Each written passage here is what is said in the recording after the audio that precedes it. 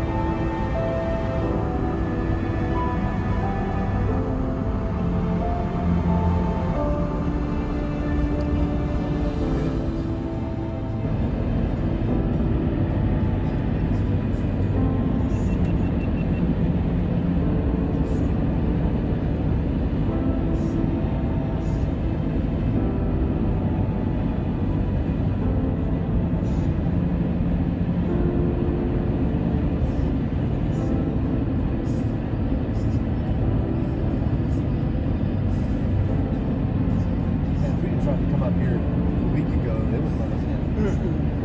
This thing was raging.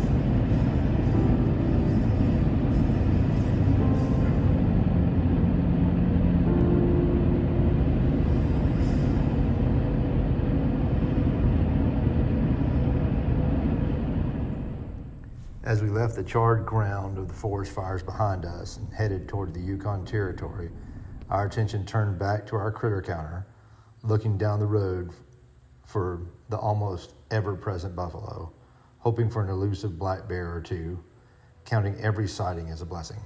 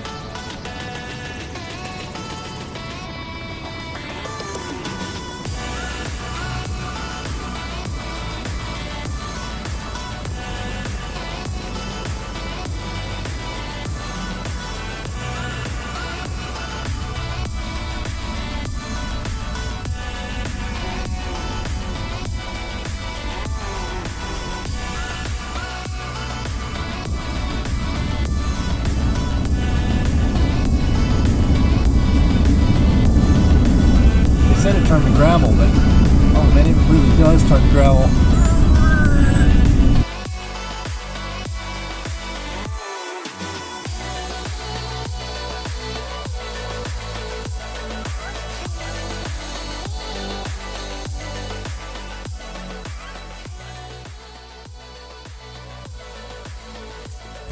The Welcome to the Yukon sign is one of those iconic roadside attractions that Lori and I just dig. It's a pullover spot for a photograph or 10, a place where you can leave a sticker, a memento to all who stop after you, letting them know that once in the past, another couple, just like you, with that same spirit of adventure, stopped and left their mark. It's a place where we could take a few minutes to look over those that have gone before, to see if anyone had come from where we call home, and to see if anyone had traveled so far.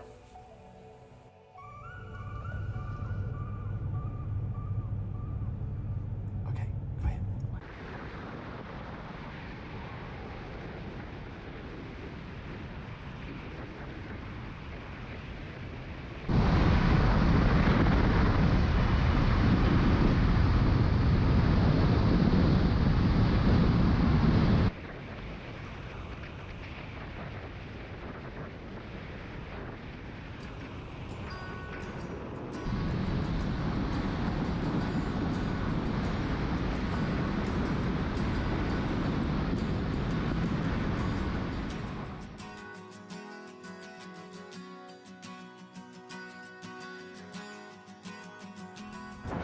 Located at mile marker 635 of the Alaskan Highway, lives the signpost forest. It is essentially a collection of signs pointing from the signpost forest back home for whoever put the sign there.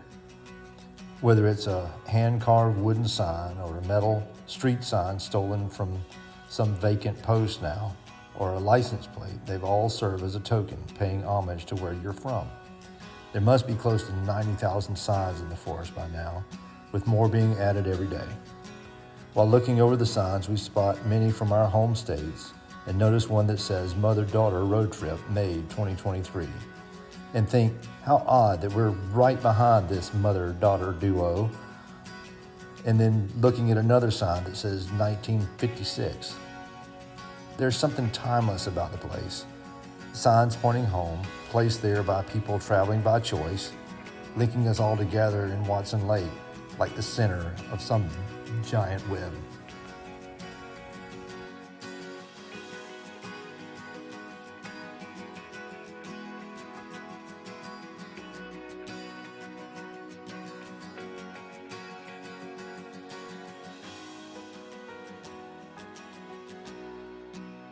There's one right there. Gamecocks.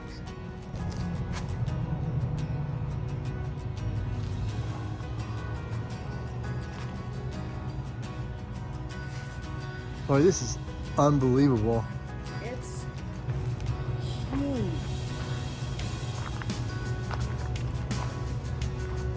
Georgia.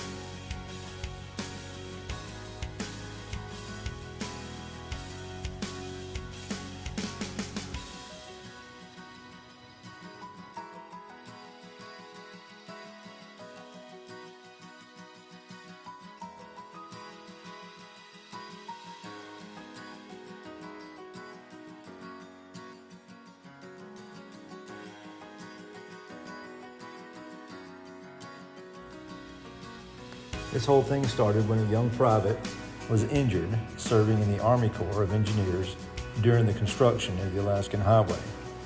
You can still see some of the equipment used in this endeavor in the middle of the pine forest still today.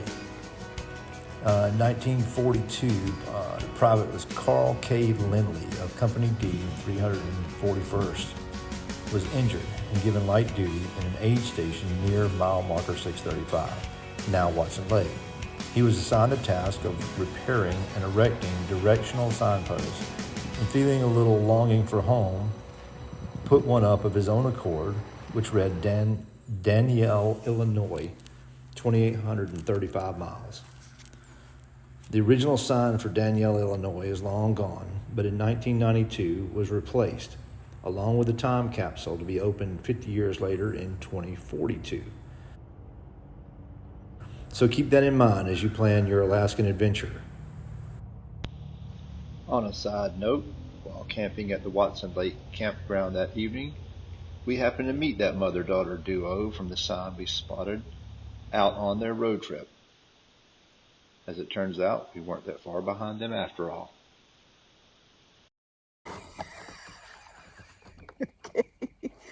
I'm glad you're eating because look at the mosquitoes around you. I'm gonna give this to you. No.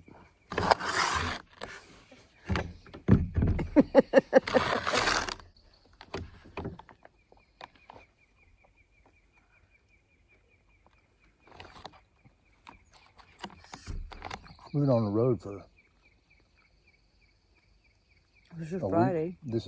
Is this Wednesday? No, it's Friday. I don't think this is Friday. This is Friday. Oh, wow. So we've been on the road for a week and 2 days. We lose track of time.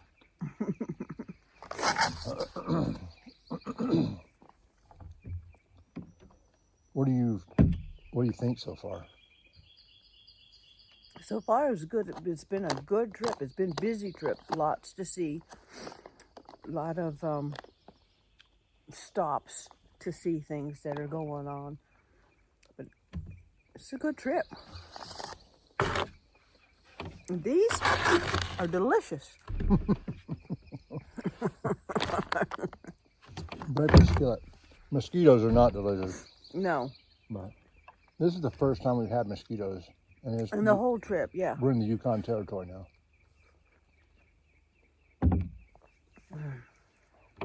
So there were some things that we didn't get to see because of whatever, they were closed, or we decided to ride by, or whatever. Mm-hmm. You think you're gonna have any regrets about any of that? Mm-mm. No. Mm-mm. You don't think you're gonna have a regret about not getting into your bathing suit and getting into Liard and Hot Springs? No, I don't think so. I don't think so. I've been in Hot Springs before. I know that was touted as one of the big things, but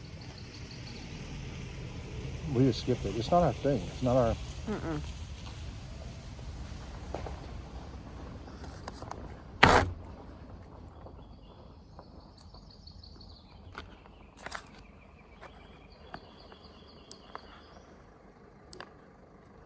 The only thing I kind of regret is that Hell's Gate, Uh-huh. and I don't know if it's closed for a season or we just got there too early, but it was closed. Mm-hmm. But you know, stopping at, I don't know, Bridal Veil Falls or Bijou Falls, and we've seen water running over rocks a lot. A lot. Mm-hmm. So I don't think you're missing out to try to save time to get to do the things that you really wanted to do, Mm-hmm. to miss out on things that were kind of extra. Right. Melina just texted. She said, are y'all going to be back on the 4th?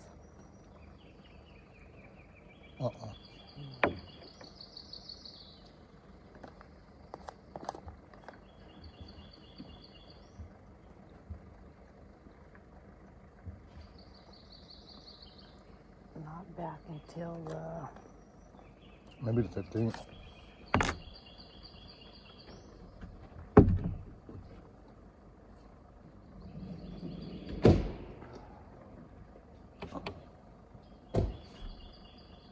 Yeah, that mosquito.